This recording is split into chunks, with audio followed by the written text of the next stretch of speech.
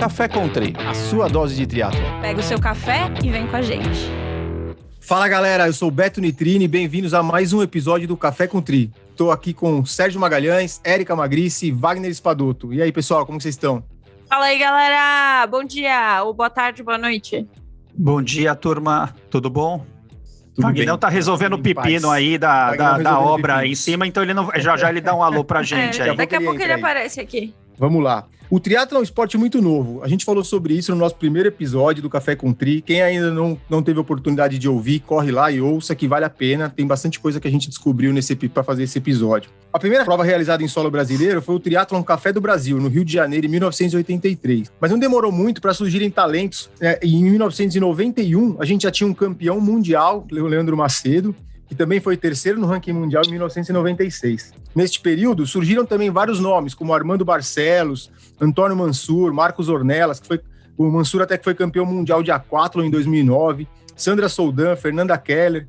E entre esses nomes também surgiu um brasiliense que a partir de 1990 começou a se destacar. Ele foi bicampeão pan-americano júnior de triatlo em 93 e 94, campeão mundial de duatlon na Tasmânia em 1994, vice-campeão do circuito mundial de triatlo em 1996, vencendo 3 etapas das provas de ITU em Ilhéus 96, Gamagora em 96 e 98. Além de pentacampeão brasileiro de triatlon cross-country em 2006 a 2010, formado em Educação Física e Geografia, atua desde 2002 como técnico de triatlon e corrida de montanha e mantém a forma com expedições de trekking, canoagem e corrida de aventura. Já fez parte do nosso quadro Ídolos do Tri e tenho certeza que é um ídolo para muitos que gostam do triatlo. Então, seja muito bem-vindo aqui ao Café Country, Alexandre Manzan. Muito obrigado pelo convite. É uma honra, né, participar do programa, tenho acompanhado e a qualidade do programa está muito legal. E você falar do que você fez, que as pessoas admiram, é muito prazeroso. Então vai ser uma manhã bem gostosa de gravação aqui, recordando algumas coisas que eu contribuí para o triatlo. Betão, eu estou extremamente nervoso, chego a tremer, escutando essa voz rouca desse moço, nosso querido Manzan. Que honra, Betão, que honra, Betão. Não é? Pô, Obrigado. Eu tenho uma foto que eu tirei com o Manzan, acho que Pirassununga, acho que 99, 2000. Só não fala que vocês estavam de sunga, hein? Os dois de sunga. Eu não sei nem onde tá. Tava de top. Eu não sei nem onde tá essa foto, porque naquela época a gente imprimia as fotos, né? Hoje a gente tem no computador, né? Então deve estar guardado em algum canto aqui aquela foto daquele filme de 36 poses. Você tem autógrafo do Manzan, Betão? Tem autógrafo dele também? A gente não tinha, de sunga não tinha nem onde guardar a caneta. É melhor Olha, cuidado, Betão, cuidado. Não podemos falar isso no programa, já viu, né? Tem haters te escutando. É melhor não mostrar essas fotos, viu? Não, e principalmente mostrar a caneta também, né? Que é o foi, esse tipo de coisa. É melhor a gente dar uma segurada aí. Mas, cara, puta, um prazer enorme aí. Obrigado mais uma vez pelo convite, cara. E eu queria, assim, em primeiro lugar, eu queria saber de maneira resumida, porque pouca gente sabe e conhece da tua história. Nosso triatlon, ele é recente em termos de modalidade, é recente, o público é muito recente, né? Então você tem a maioria dos praticantes, agora o povo recente não conhece muito. Conta um pouquinho como você começou no esporte, ou como você chegou no triatlon lá atrás, e que ano foi isso? Bom, mais uma vez, né, obrigado pelo convite, e vamos lá, vamos embarcar numa viagem aqui agora. Teletransportar para 1989, eu acho que muita gente que vai ouvir esse programa vai ficar meio impressionado, porque a garotada, muita gente que estava nascendo ainda quando eu me interessei pelo triatlo. E já resgatando a história da sunga, aquela sunga pequenininha, ridícula que a gente usava, ela faz muito bem parte do espírito que o triatlon tinha, que era um espírito minimalista, né? Era uma coisa muito pura.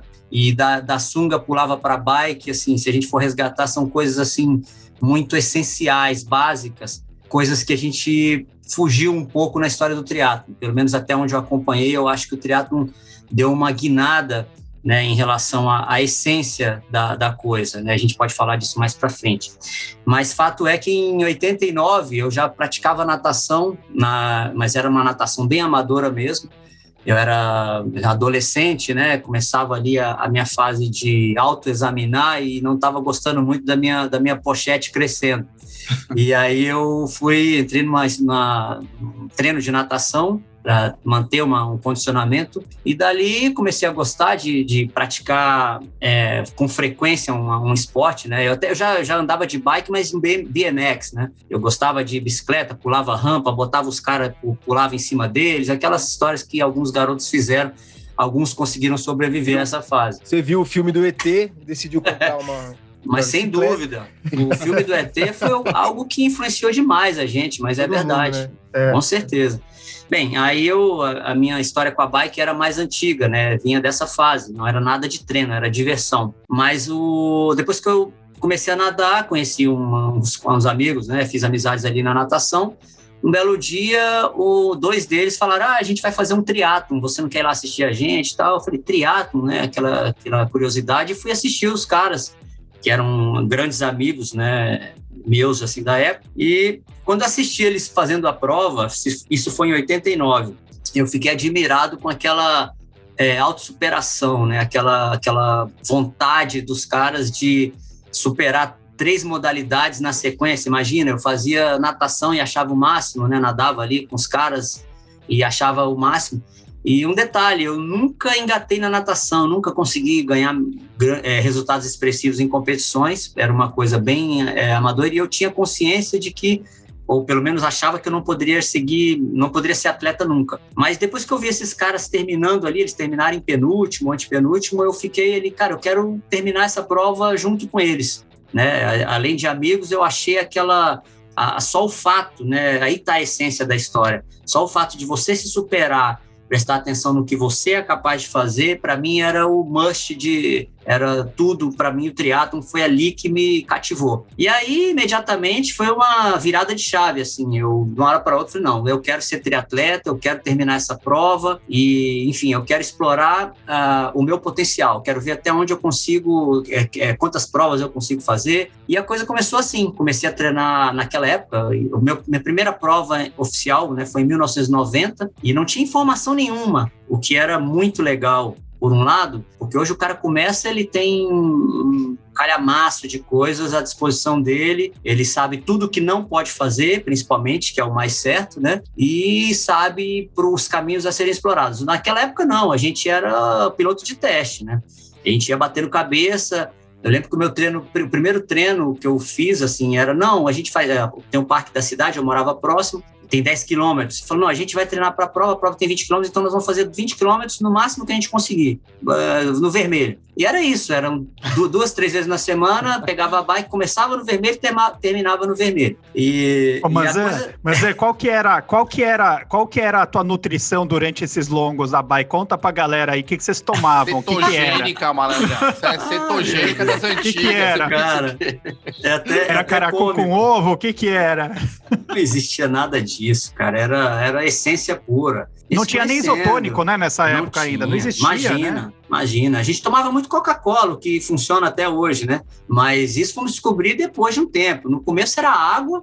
Eu chegava para casa, voltava para casa, comia aquele prato gigante de macarrão e doido para chegar o dia seguinte para treinar de novo. Então, assim, muita coisa a gente errou, mas eu acho que a gente explorou todas as possibilidades, né? E daí eu comecei a competir na minha faixa etária, né? E na primeira prova que eu fiz foi um duatlon, uma corrida e-bike, e eu ganhei a categoria, 15 anos. Na época, eu falei, cara, nunca achei que fosse conseguir fazer nada e ganhei a categoria. Foi meio que um alarde, assim, na cidade, porque eram poucas pessoas. E, cara, como o cara nunca apareceu, de uma hora para outra, aparece e ganha a categoria. E eu falei, foi sorte de principiante, né? E aí eram cheias as provas? Essa prova, então, você lembra se tinha muito lembro. gente? Brasília nunca foi assim, não dá para se comparar ao que já foi Santos em volume de participantes, né? Ali a gente tinha o Brasil todo competindo. Mas teve uma época, foi depois um pouco, 92, assim, que era um absurdo, era muita gente fazendo. Aí daí surgiram vários atletas aqui da cidade de nome, assim, mesmo em nível de categoria, mas surgiram várias pessoas. Porque a cidade proporcionava uma facilidade muito grande para treinar. Até hoje temos ruas largas, poucos cruzamentos, variedade de percursos. E naquela época não tinha trânsito, era muito tranquilo. Eu lembro de sair meio-dia de casa, eu nunca gostei de acordar cedo, diga-se de passagem, e saía, botava uma sunga ridícula e pedalava 100 quilômetros pela cidade inteira. Ia pro Cerrado, voltava, você não cruzava carro praticamente. Hoje já não dá para fazer isso, já é mais complicado. Mas não dá para botar sunga ou não dá para cruzar o carro? Eu fiquei confuso. Eu acho que nenhum nem outro, né? Um você pode morrer e o outro você vai morrer de vergonha. Mas então foi assim, aí eu continuei ganhando a minha categoria e aquela empolgação foi tomando conta inclusive dos meus estudos, meus pais desesperados, né? E logo eu já comecei a competir no Brasil, mantive essa linha de ganhar a minha categoria, e aí realmente com um ano de triatlo eu fui descoberto aqui por um técnico, né, o José Gustavo Alvarenga, e na época me ajudou muito, eu devo muito ao Zé Gustavo. E aí acabou, aí dali para frente foi um caminho meio que já, assim, as portas foram se abrindo, o mundo sorriu para mim. Fui ganhando, enfim, campeonatos pan-americano júnior, enfim, aí a história foi daí para frente, foi cavalgante. Foram quantos anos de carreira pro? Eu nunca parei para analisar quando eu comecei a ser profissional, quando parei, né? Eu acho que parei em 2002, mais ou menos, eu deixei de viver por conta do triatlo. Mas eu iniciei, o primeiro patrocínio eu era muito novo, então eu não me lembro exatamente quando eu virei profissional. Porque como eu não trabalhava, era muito novo, estudava apenas, eu vivia por conta de treinar e estudar. Agora, viver assim, ganhando dinheiro de patrocínio, eu tive a grande felicidade de me virar cedo, assim. Eu tive patrocínio muito novo, acho que com 17 anos eu já já morava sozinho com o dinheiro do triatlo. Foi uma coisa muito assim, feliz da minha história no triatlo, foi ter tido essa facilidade numa época que era difícil arrumar patrocínio, mas o meu talento chamava atenção e aí eu consegui realmente fazer alguma coisa cedo. Mas parei acho que em 2002. 2002 foi quando eu falei, não, eu preciso ganhar um dinheiro de maneira mais regular. 2002 foi quando o Vagnão começou a engordar e de lá pra cá não parou, né? Ele 2012. 2002. Ô, Manzé, eu acho que a ideia de conversar com você aqui também é pra gente poder trazer um pouco, né, da história do triatlon, dos caras que fizeram a história aqui no Brasil, né? O Michel já fez muito isso lá no Endorfina também, de forma bastante forte, né? E a gente, acho que a gente conversou com o Greg Bennett, né? A gente fez a entrevista com ele. Cara, e ele falou de você e do Leandro com muito respeito, assim, sabe? E a gente viu que vocês tinham um peso muito grande, né? E a gente acha que as pessoas hoje aqui não conhecem essa história, né? Até quando a gente fez a postagem lá no Ídolos do Tri, né? Que foi legal pra caramba, colocamos o vídeo lá daquelas chegadas e tal. Acho que deu uma repercussão legal. E, cara, ele falou, né, de você e do Leandro, ele falou que vocês eram os Rocket Ships, né? Cara, que vocês apareceram, vocês dois, assim, voando na corrida. E ele falou que ele chegou a fazer ele falou, ele e o Chris McCormick chegaram, a gente precisa mudar a nossa estratégia para ganhar desses caras, porque os caras vão correr para 30, 31 e a gente não tá correndo para isso, né? Então, foram caras que mudaram e achei muito legal o respeito que eles tinham com você. Como que era, nessa época, a relação de vocês, assim, né, dos brasileiros, né? Como vocês eram vistos no circuito mundial, assim, por esses caras? Então, cara, o Greg Bennett é um cara muito legal, assim, eu convivi, eu tenho uma foto, né? Eu resgatei uma foto aqui da etapa de Ishigaki, de 96, foi exatamente a prova em que a gente estourou no circuito. Eu e o Leandro, o Leandro já tinha sido campeão mundial em 91, mas ele não tinha tido resultados tão expressivos em etapas do circuito, né? Ele fez pontos acumulando de uma maneira muito bacana, e aí em 96 foi quando a gente explodiu no circuito. Como é que aconteceu? Né? Exatamente nessa prova, foi a primeira prova da temporada em Ishigaki. Uma semana depois houve aquela fatídica prova em que eu sprintei com ele na chegada e ganhei Gamagore. E o Greg Bennett e o Chris McCormick, eu tenho uma história muito engraçada com eles, na verdade, principalmente com o Chris McCormick, porque antes de estourar no circuito mundial, né, profissional, no caso, eu tirei o Chris McCormick do pódio no Campeonato Mundial Júnior, que eu ganhei a minha primeira medalha oficial, né? Foi a primeira medalha do Brasil em eventos oficiais. Que alegria, meu Deus, saber isso. Que alegria, que satisfação, meu Deus. Coisa incrível, né? Isso foi em 93, você vê, eu comecei em 90, em 93 eu ganhei minha primeira medalha em campeonato mundial. eu fui terceiro lugar no júnior, no Campeonato Mundial de Manchester, na Inglaterra. E essa, eu já tinha uma corrida absurda, assim, né? Já vinha melhorando meus tempos, e a minha prova sempre foi Pac-Man, né? Eu ia recuperando, não tinha vácuo ainda. E aí, cara, o Chris McCormick estava em terceiro lugar, faltavam, 200 metros para a chegada, a última curva, e eu vinha comendo todo mundo, e ele foi o último. Cara, esse cara, ele olhava para mim, querendo me cuspir fogo, assim, porque eu tinha tirado ele do pote e terceiro. E muito tempo depois ele, né, a gente se encontrou no circuito de novo. Aí eu e o Leandro já estávamos bem colocados no circuito mundial, ele veio crescendo e veio virando esse fenômeno que ele virou. E ele comentava, volta e meia, ele lembrava, cara, você lembra daquela prova? Eu nunca vou me esquecer daquilo. É bom saber, porque quando eu encontrar com ele, eu vou falar assim, ó, mandaram um abraço. Mas sabe o que é o legal, cara? Voltando ao assunto do respeito do Greg Bennett e do Chris McCormick, nós éramos arquirrivais, né? Eu, principalmente com o Leandro, né? A gente sempre brigou nas provas. Depois que eu cresci, cheguei ao nível dele, era briga de gigantes ali, né? Mas a gente terminava na prova, né? A gente sempre se respeitou demais em relação aos atletas do circuito mundial. A gente tinha um respeito muito grande. Existia uma admiração. Era o mesmo que eu admirar a força do pedal do Galins, vamos supor.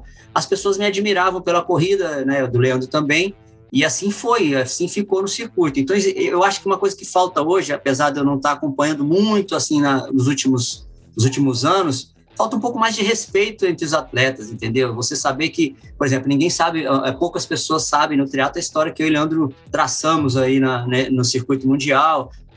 E isso assim, eu acho uma lástima, porque podia colher muitas coisas, muitas dicas, histórias. O caminho foi traçado já, né? A gente abriu essa estrada e assim, a molecada simplesmente talvez não tenha conhecimento, não seja divulgado ou não tenha interesse, não sei. Mas naquela época existia esse respeito. E, aliás, era uma coisa até interessante para eles, porque a partir de um determinado momento eles viram que se eles não corressem atrás para entender o que estava acontecendo no modo que a gente fazia a prova, eles realmente não chegariam mais na gente.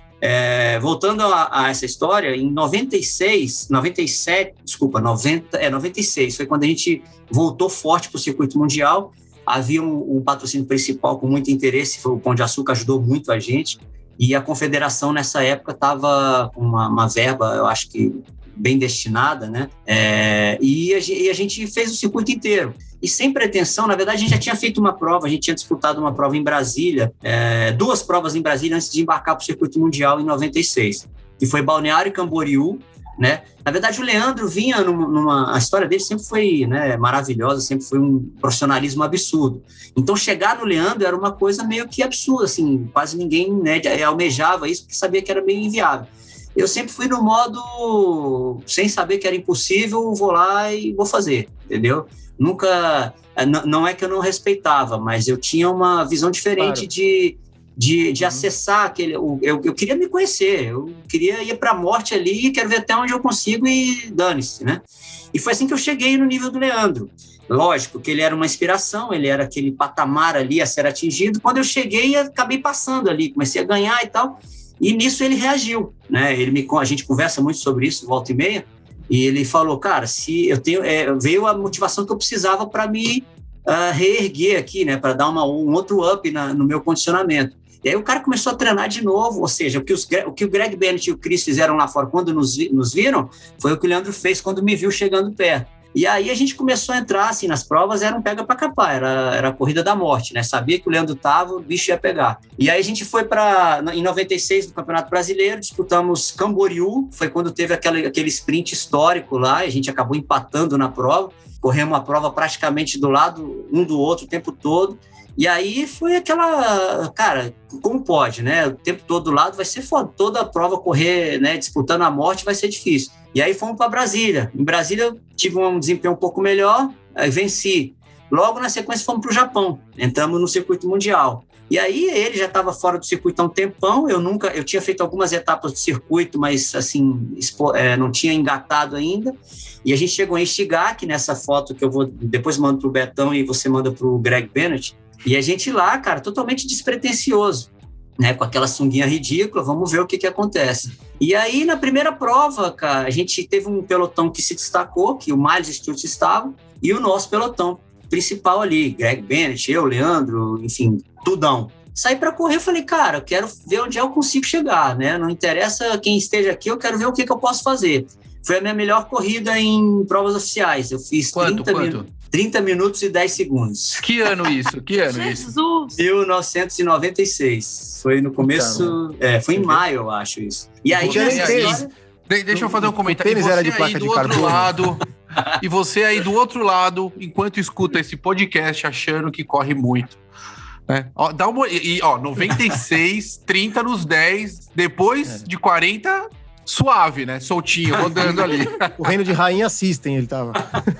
Mais ou menos. Mais ou menos isso. Mas Olímpicos, Mas aproveitando que você falou muito dessa... Que você estava sempre... Você, né, o Leandro, vocês acabaram, óbvio, vocês eram amigos, mas dentro da prova, né? Vocês estavam sempre disputando, muito juntos.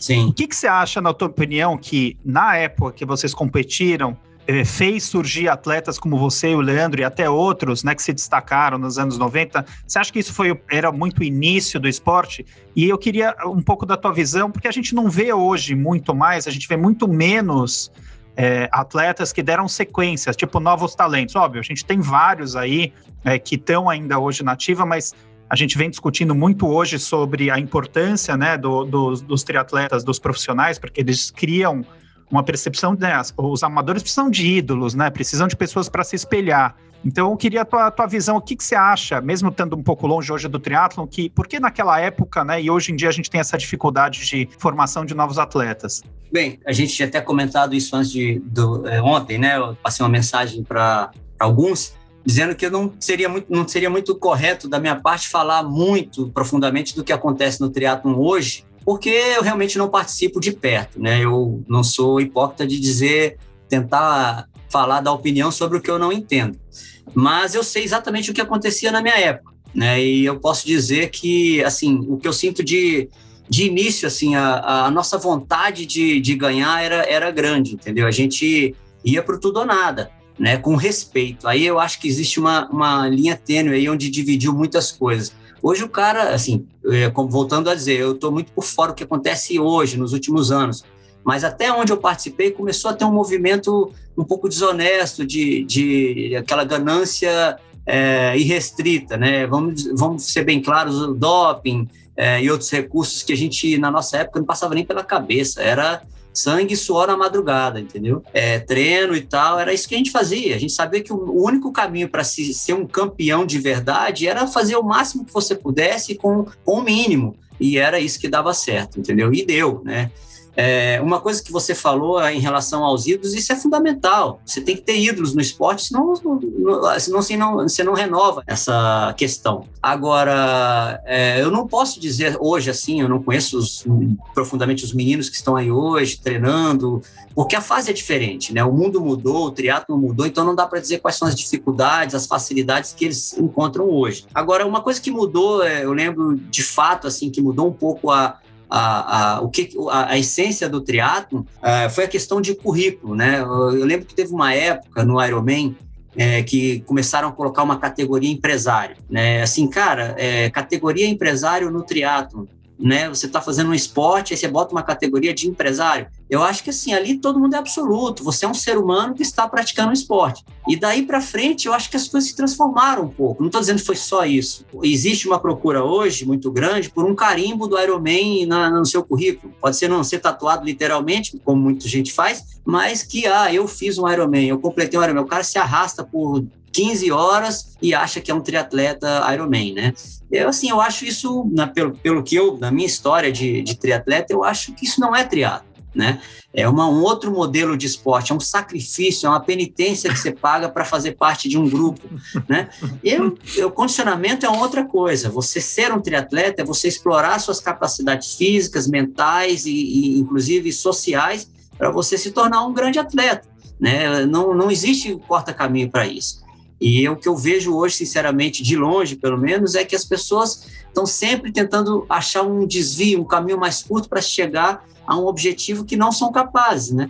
Enfim, eu posso estar falando uma grande besteira aqui, mas eu acho que isso mudou muito o triatlo. Agora, um ponto muito importante, eu tenho 2 pontos aqui. Na verdade, é que você falou em penitência, né? E o pessoal escolhe Ironman, porque talvez tenha um glamour maior do que carregar uma cruz até Nossa Senhora da Aparecida, aqui pertinho, 160 quilômetros, né? Então ninguém quer ir de joelho carregando a cruz, mas no Ironman quer ir lá ficar de joelho. Agora tem um outro ponto também, Manzan, que eu queria discutir com você, que é o seguinte. Veja, tem atletas que a capacidade, vamos supor, o cara quer fazer um Ironman, o cara já faz triatlo há alguns anos e quer fazer Ironman. Ele talvez nunca tenha uma capacidade, por mais que ele tenha aí sangue, suor e lágrimas, que eu quero essa frase, vai ser a chamada do nosso sangue, suor e lágrimas com Manzan. É essa que vai ser. Nunca teremos, por exemplo, ele nunca terá a capacidade fisiológica de executar um Ironman para 10, 9 horas. Né? Então, são aqueles atletas que vão pelo desafio realizar 14, 15 horas. Do meu ponto de vista, eu acho que isso também faz parte do esporte, ou seja, eu tenho que ter, como você mesmo falou, é o indivíduo, né? Ele, de forma global, nunca vai ter a capacidade de executar num tempo baixo, né? Ele tem um teto fisiológico dele ali. Sim. Agora, isso também, se a gente levar em consideração, isso faz parte do nosso esporte, porque aí eu consigo... Imagina se eu selecionasse o Ironman hoje em dia, por exemplo. Eu entendi muito bem o que você falou no contexto de entrega, tá?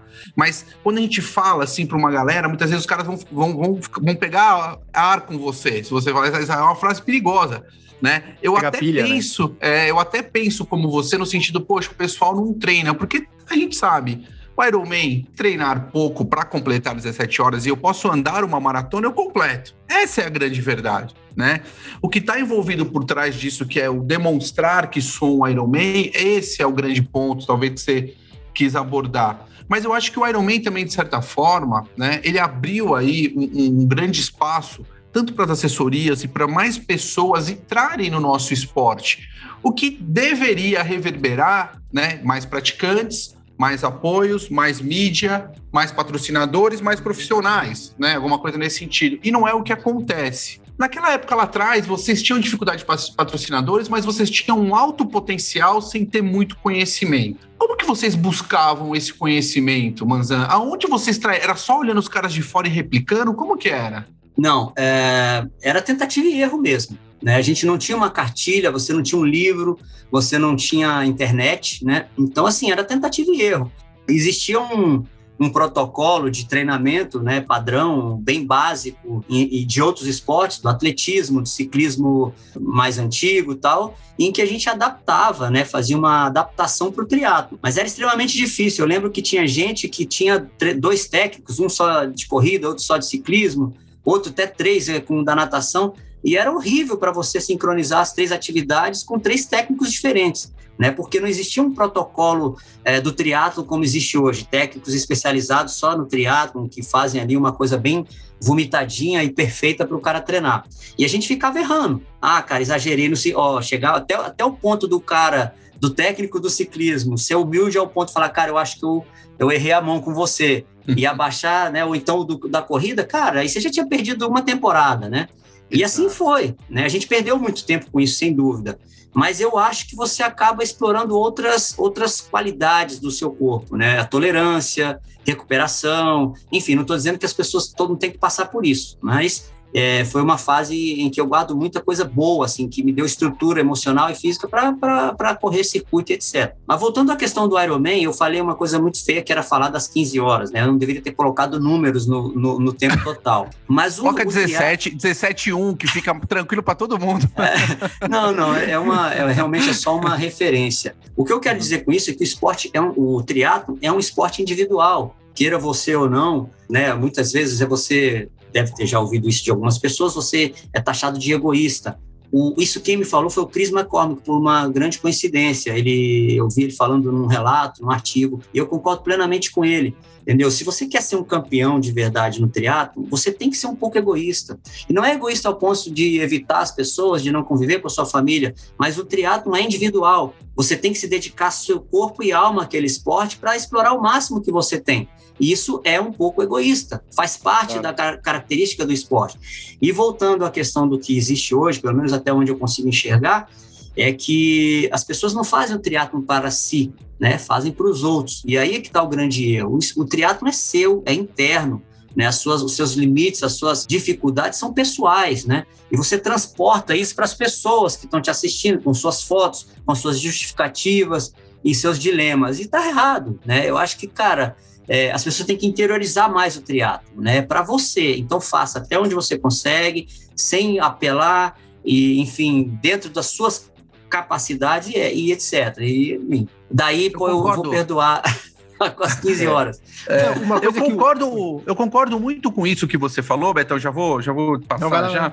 Concordo muito isso que você falou, mas é engraçado que eu ainda penso o seguinte, eu ainda me divido um pouco aquele Wagner que conheceu o passado, né? Eu competi até 2010, mas eu competi amador e comecei em 98, ali 99. E hoje em dia, com essa transformação que se teve, né? Então, será que um dia a gente ainda consegue passar para os nossos atletas ou os nossos alunos, como queiram, alguns até chamam de clientes, a gente ainda, será que consegue passar isso, essa energia, essa vibe, tudo, como as coisas aconteceram realmente, que é aquela...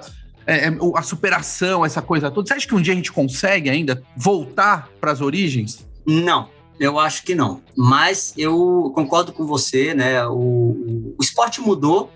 E mudou não só porque o esporte, as pessoas tiveram uma visão, uma idealização diferente com o resultado do triatlo. Mas eu acho que o mundo mudou, as características de você poder treinar hoje são totalmente diferentes das que a gente tinha na nossa época, né? E como você falou muito bem, hoje o triatlon cresceu por conta desse acesso que hoje as pessoas têm com o esporte. Isso é muito bom por um lado, né? Hoje tem milhões de pessoas fazendo triatlon, né? E isso é legal, mas essa pergunta me foi feita há pouco tempo por umas pessoas. Mas a gente tem que resgatar aquela época do triatlo, aquela época de ouro, aquela época de essência, tal. Eu falei, olha, você não vai resgatar isso nunca mais, entendeu? Porque o mundo mudou, as pessoas não vão voltar a pedalar, grosso modo, né, ironicamente, pedalar de sunga e achar que isso é essência. As coisas mudaram. Eu acho que o que pode ser feito é criar nichos específicos dentro do triatlo, né? Hoje existe o triatleta que ele quer fazer uma social e, por que não, né? Participar de uma prova da maneira que puder, e isso gera renda, isso espalha o nome do triatlo. Eu vejo isso de uma maneira boa até. Não é o triatlo que eu gosto de fazer, que eu aprendi a fazer, mas eu acho que você tem que criar nichos, né? Tipo os minimalistas ou os triatletas de essência. Isso pode engrossar um pouco o caldo, porque tem muita gente que gosta dessa fase e que não viveu isso, que gostaria de viver, né? Mas daí, assim, vamos pegar por um lado mais técnico hoje. Eu acho que desigualou demais o triatlo, entendeu? Você conseguia ter uma disputa mais justa na época que a gente começou.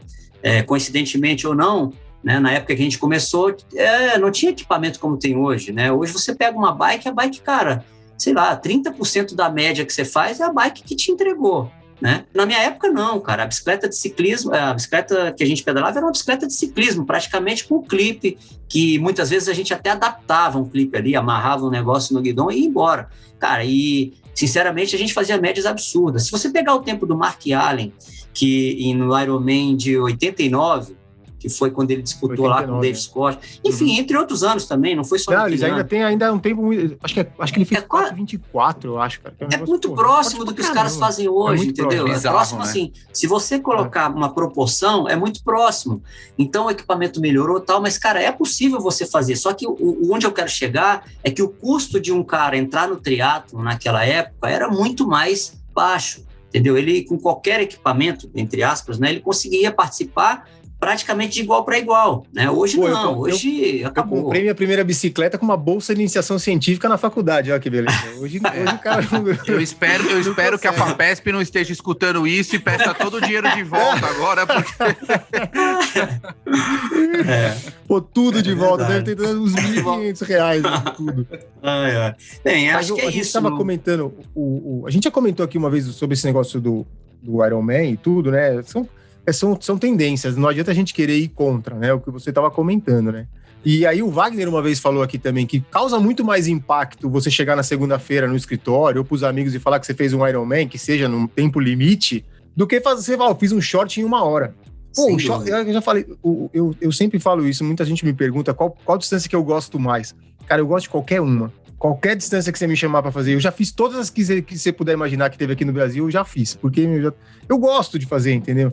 E todas elas são desafiadoras. Se você tem o objetivo de, eu nunca consegui baixar de 1h02 num short, 2 horas e... Tenho meus objetivos para cada uma delas, entendeu? Então dá para você fazer tudo e curtir. Eu gosto, cara. Para mim, E acho que uma coisa que a gente... aí eu queria tocar é que a gente estava falando dos ídolos, né? A gente tem visto hoje muitas provas que não tem mais a categoria profissional, principalmente as provas do selo Ironman, né? A gente tá vendo aí o ano passado, e esse ano tudo bem que a gente tá tendo com essa situação toda. Mas antes dessa situação de pandemia, a gente já teve provas só de amadores. Cara, uma das coisas que eu acho mais legal, que eu achava mais legal, era quando acabava o Troféu Brasil lá em Santos, Pirassununga, era poder ver os atletas profissionais ali na prova e ficar naquele pós-prova com eles, conversando.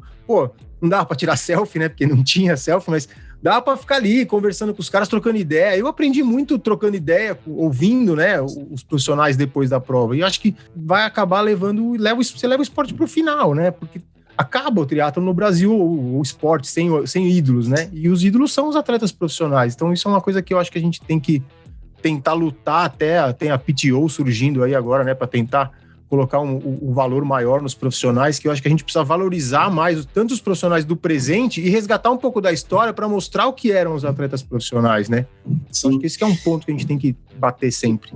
Na verdade, as provas antigamente eram um grande churrascão de brothers, né, sem a carne, porque você praticava ali o esporte que você mais gostava, dava o sangue ali, e depois você ia curtir, cara, dava um monte de risada e falava, não tinha segredo, você contava os seus treinos mesmo.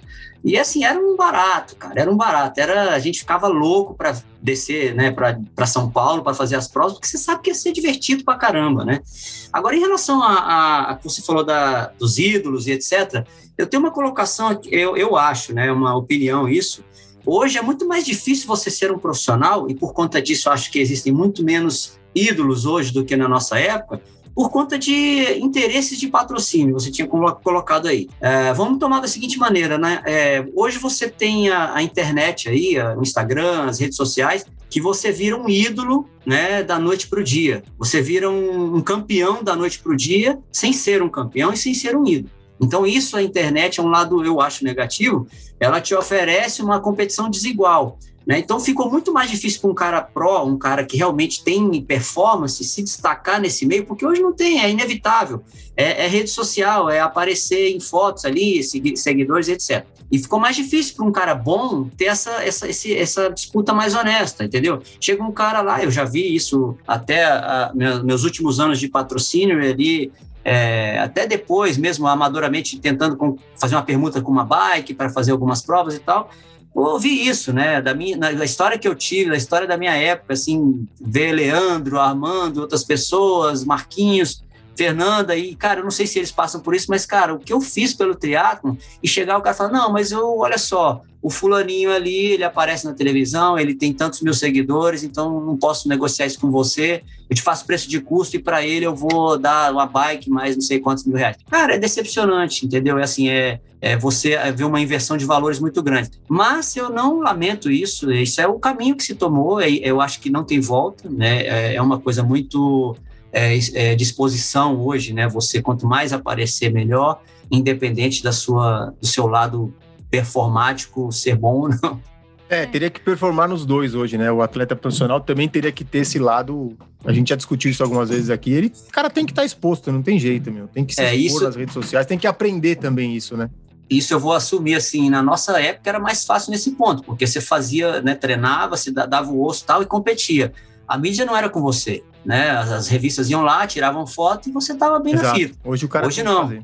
Hoje hoje trabalho em dia seu. Você tem que treinar, ter resultado e postar.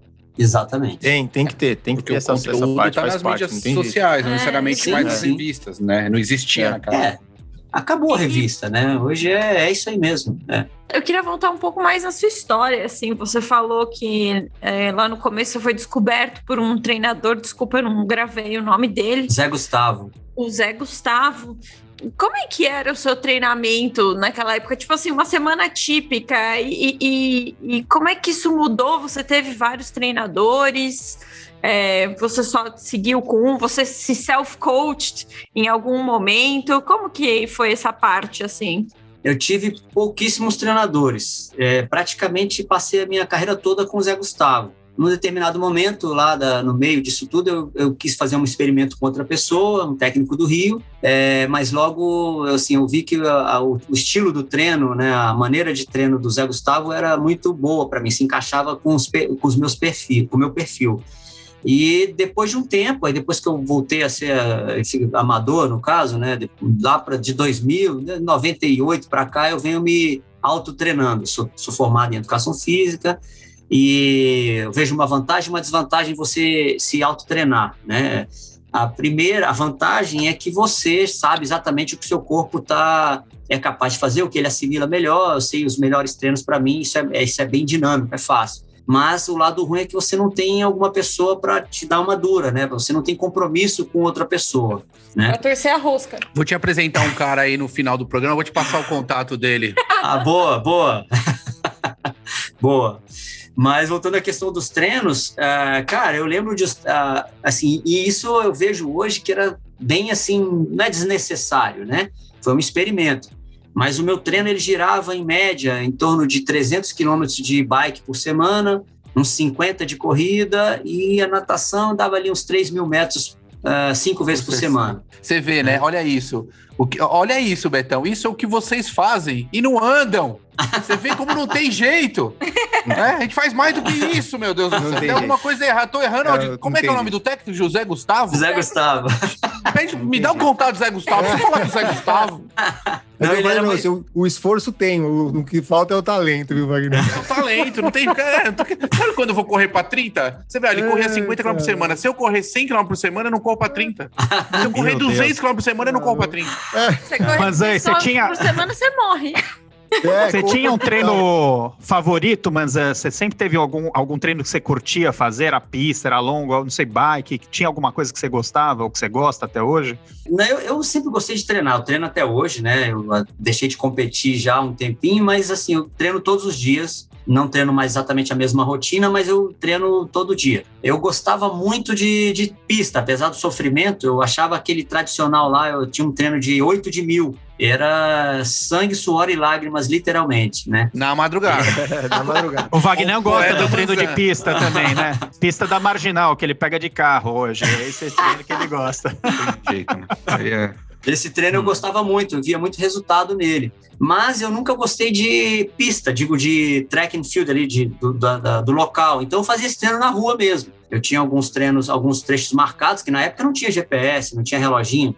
Você ia com a bike antes, marcava ali quilômetro por quilômetro e dava um trabalho, porque você não queria ficar indo e voltando, então você fazia uma volta de 10 para marcar quilômetro por quilômetro. Isso era, a pessoa pode achar meio ridículo, mas era uma coisa artesanal do triatlon e uma maneira de você se envolver mais com aquela história toda. Sua cabeça ia se preparando para aquele treino, só de você ir lá deixar uma água escondida ali num copinho. O pessoal da maratona fazia isso muito.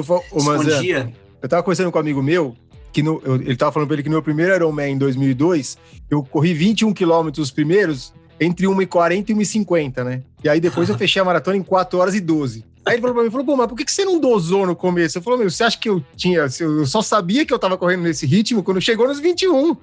Eu tava correndo no ritmo que eu achei que tava bom. Não tinha essa, não, deixa eu olhar, deixa eu segurar. Você foi no feeling. E aí depois você volta no feeling também, andando, caminhando, com calma.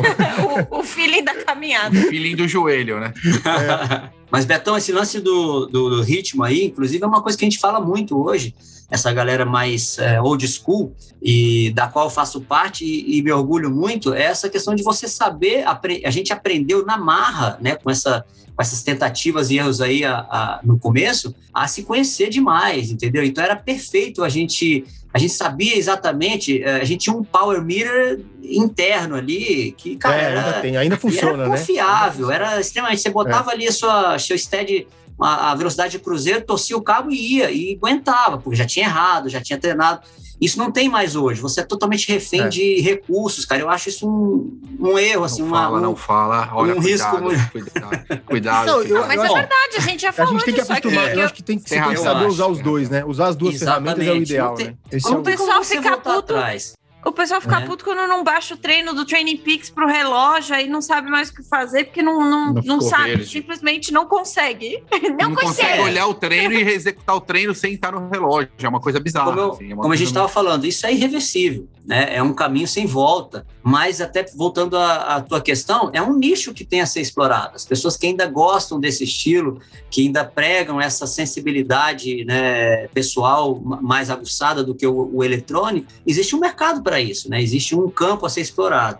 Só finalizando, Érica, a questão dos treinos, aí eu fazia essa média de treinos, mas eu vejo que hoje era assim, não é desnecessário, me calejou, né, teoricamente, mas eu faria muito menos hoje, com a mesma qualidade de resultado. Lembro que para o Ironman eu fiz um absurdo, o Zé Gustavo também eu fui cobaia dele nisso aí. Eu cheguei a fazer 700 quilômetros de ciclismo por semana, umas 2 semanas seguidas. E hoje eu vejo, assim, eu acompanho alguns treinos ali de fora, é mais qualidade, entendeu? Então, assim, a qualidade sobressaiu ao volume, né? E você foi bem nesse Ironman? Eu nunca encaixei no Ironman da maneira como eu me encaixei na distância olímpica. Quantos fizemos? Fiz 7, eu acho. E nunca encaixou? Com 7 não encaixou? Não, assim, encaixar que eu digo de falar, cara, que provão. Não, eu fiz, meu melhor resultado foi 8 horas e 48, mas assim, fui 4º geral e o primeiro brasileiro em Porto Seguro, 1999. Não, resultado bom, mas nada comparado ao que eu fiz no circuito mundial, né? Então, assim, eu tô sendo honesto, 2 pesos, 2 medidas. Não foi onde eu desenvolvi o meu talento ali, na verdade, entendeu? Você não gostava de fazer treinos longos e leves? Eu fui descobrir muito depois que o meu negócio é curto e rápido, entendeu? Assim, é porrada e acabou. E eu sou um cara muito curioso, né? Daí o meu ter deixado o triatlo olímpico tão cedo, exatamente por isso. Eu gosto de explorar outras coisas, né? Então, eu preciso de tempo no meu dia. Eu gosto de ler, eu gosto de conhecer outras modalidades.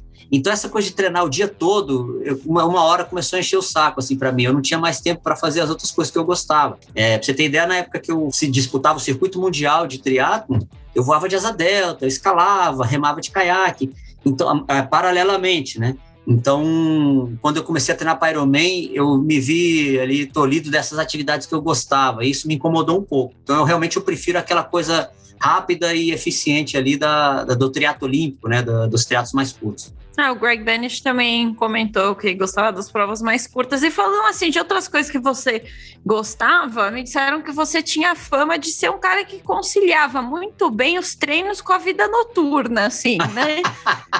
Como que era equilibrar a vida de jovem com a vida de vagabundo? Vamos falar aqui a verdade, que ela não vai falar, eu vou falar aqui. Porque ele era jovem, né? Com essa vida de atleta profissional. Como é que era isso naquela época?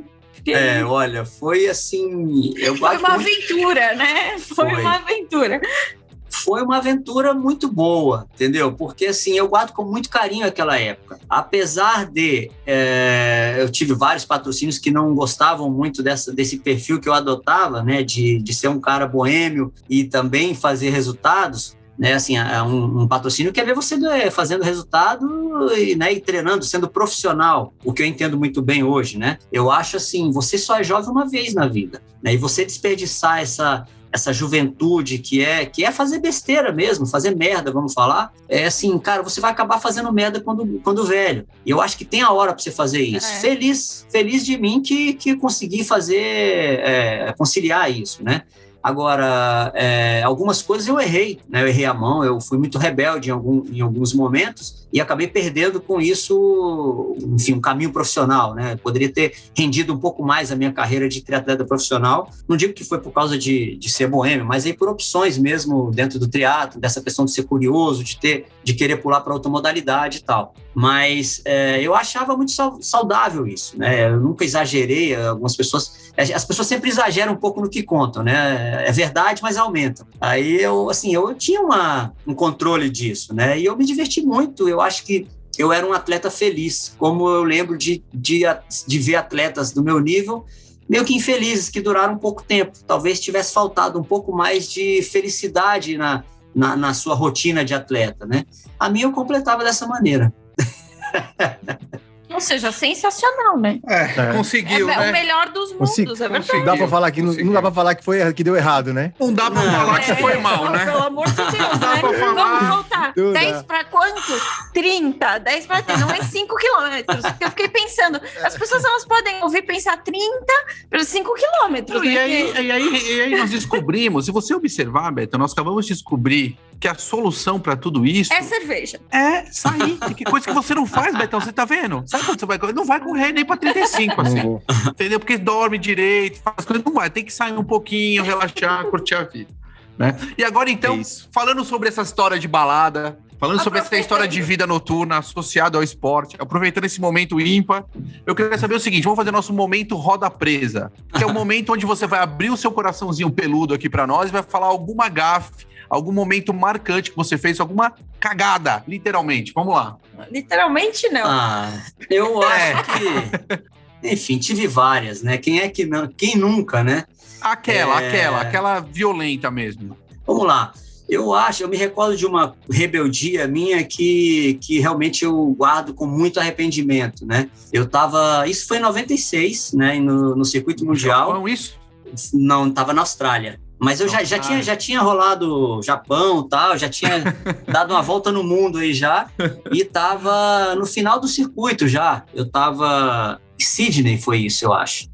E ainda haveria a última etapa do circuito mundial em Perth, também na Austrália. Só que eu já estava viajando, sei lá, uns 2 meses seguidos, viajando, pulando de lugar em lugar, e eu tinha o quê?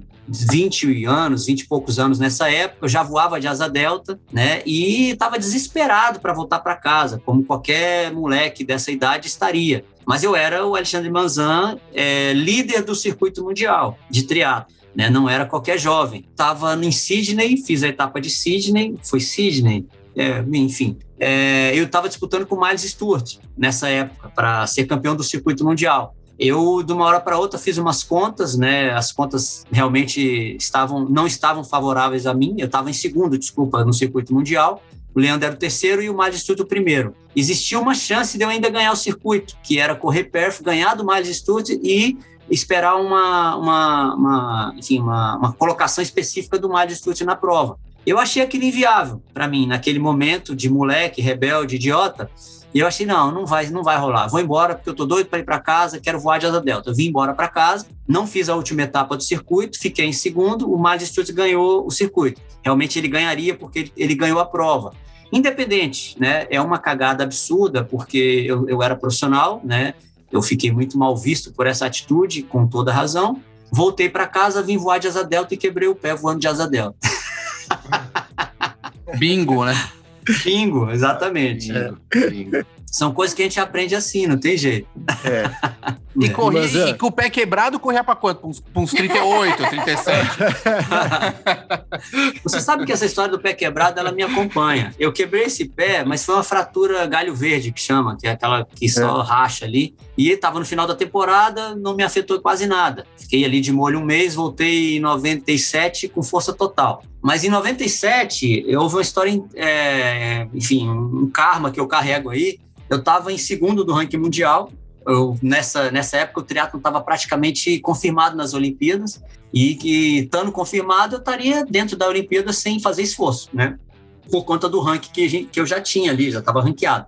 E aí, 2 coisas aconteceram que realmente foram determinantes para a minha desmotivação de ir para uma Olimpíada. A primeira foi a entidade lá, o ITU, zerou os pontos de todo mundo em 97 para ficar uma disputa mais emocionante, né? Mas eu vim acumulando meus pontos ali, eu estava em segundo do ranking mundial há 2 anos ralando, feito um louco, morrendo do coração em tudo quanto é prova, e de uma hora para outra é muito fácil para quem está lá na rabeira, não, tem que ser igual, tal. Emocionante para quem, né? Para quem, exatamente. Aí zerou os pontos, falei, cara, mas tudo bem, vamos lá, né, tal. Aí eu tive um acidente em maio de 97, que fui atropelado aqui em Brasília e quebrei meu pé em vários pedaços. Fiz uma cirurgia delicada lá e tal, e, cara, não se sabia muito bem o que ia acontecer comigo depois dessa lesão. Eu ainda voltei, né, a treinar a sério, claro, muitos anos ainda competindo, e ainda ganhei uma etapa do circuito mundial no Japão, em 98, com o pé todo remendado, cheio de parafusos e etc. Então, assim, foi uma coisa que, beleza, né, voltei. Só que eu perdi muito tempo com isso, né? Os caras subiram na minha frente nos pontos e realmente foi desmotivante ali tentar uma vaga olímpica. Apesar de que eu ainda poderia ir, eu tinha condições. Foi outra cagada, você perguntou das merdas que eu fiz, foi outra fenomenal, foi essa de ter perdido a chance de ir para uma Olimpíada. Eu poderia ter ido e, sem dúvida, poderia ter feito alguma coisa bem legal por lá. Fato é que só voltando à questão do pé quebrado, hoje, especificamente, coincidentemente, essa semana, eu faço uns check-ups aí do meu pé, ele vem, a artrose vem crescendo absurdamente. E os caras me falaram, olha, você precisa parar de correr. Eu falei, mas como, cara? Parar de correr como? Você vai falar isso pra mim? Betão, você entendeu? Ele chega pro médico e fala assim, difícil, né? Olha, você precisa parar de correr. Ele fala, como? Eu é o contrário. Eu falo, você precisa correr. Eu falo, como? Literalmente, como? Entendeu? Como? É difícil parar, né, cara? É difícil, cara. Assim, a gente tenta se readaptar. E a gente tem o nosso quadro aqui, que você já foi protagonista aqui do nosso Ídolos do Tri. Então eu queria que você deixasse aqui para nós um ídolo seu, que pode ser um técnico, um atleta, uma pessoa que marcou sua carreira aí, para a gente poder depois colocar aqui também para relembrar esses caras que fizeram a história aqui. Só pode ser um?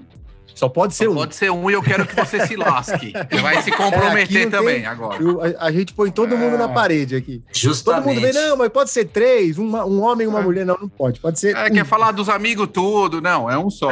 Não, na verdade, é porque eu não queria ser injusto com o meu amigo, né? E não você. Porque pode fazer uma menção aos outros e escolher só um. Assim, vamos lá, o clichêzão, né? O Mark Allen, quando eu era molecote, assim, ele sempre foi um ídolo, né? Aquele cara, né, determinado e tal, um cara em que todo mundo gostaria de ser, né? E sabia que nunca ia ser. Mas eu acho que se eu for bem honesto comigo, assim, em termos de ter um referencial, e muito especificamente depois que eu amadureci no esporte, enxergar como me agregou, como eu, assim, colhi detalhes importantes e de caráter, de disciplina, realmente foi o Leandro Macedo. Ele é um cara que me inspirou Acertei o meu chute. Muito legal você falar isso. Muito, olha, sou mais seu fã. Virei mais fã ainda. E agora a gente precisa convidar o Leandro, né? Que eu já convidei ele ficou de dar resposta, ele tá que nem o Vinhal, né? Let's push, vamos aí, vamos ver quanto é que dá, né? O Leandro é um cara muito legal. Tem que vir falar isso. Vamos convidar ele de novo. Vou mandar mensagem aqui pra ele. Lelê, vem aqui, Lelê. Pessoal. Venha, não vai doer nada. Medita antes e vem, porra. É isso. Putz, queria agradecer demais. Eu amei nosso bate-papo. Pessoal, depois dei uma olhada lá, a gente já citou o Manzan lá no nosso Instagram, todos os feitos dele tá lá no nosso Ídolos do Tri, mas quem quiser, manda uma mensagem para ele lá no Instagram também, que ele é super acessível, super gente boa. E, de novo, queria agradecer a todo mundo que tá ouvindo, sigam a gente lá no Instagram e sigam a gente nas plataformas de streaming, para vocês ficarem a par de tudo. Pessoal, um grande beijo e, Manzan, muito obrigada novamente. Obrigado a vocês pela oportunidade e, espero que as pessoas gostem do que a gente conversou e de ouvir as merdas que eu fiz. Valeu, pessoal. Muito obrigado. Valeu, grande abraço a todos. Café com Tri, a sua dose de triatlon. Pega o seu café e vem com a gente.